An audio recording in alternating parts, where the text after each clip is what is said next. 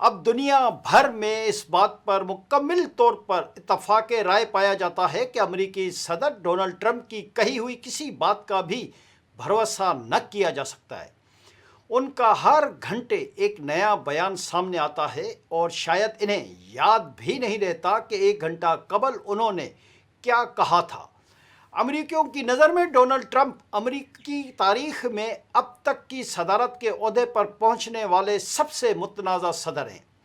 ایران جنگ کے بارے میں ایک روز قبل ہی ڈونلڈ ٹرمپ نے کہا تھا کہ وہ ایران جنگ سے نکلنا چاہتے ہیں اور کسی معاہدے کے بغیر بھی وہ ایران جنگ سے امریکہ کو نکال لیں گے، لیکن اگلے روز ہی ان کے بالکل متضاد بیانات سامنے آنا شروع ہو گئے۔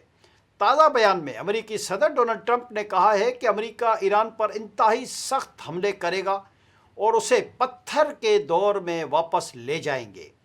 امریکی عوام سے خطاب میں انہوں نے دعویٰ کیا کہ ایران کی میزائل اور ڈرون صلاحیت کو نمایاں طور پر کمزور کر دیا گیا ہے۔ ڈونلڈ ٹرمپ نے کہا ہے کہ بہت جلد فوجی مقاصد حاصل کر لیں گے اور مشرق وسطیٰ میں اپنے اتحادیوں کو نقصان نہیں ہونے دیں گے۔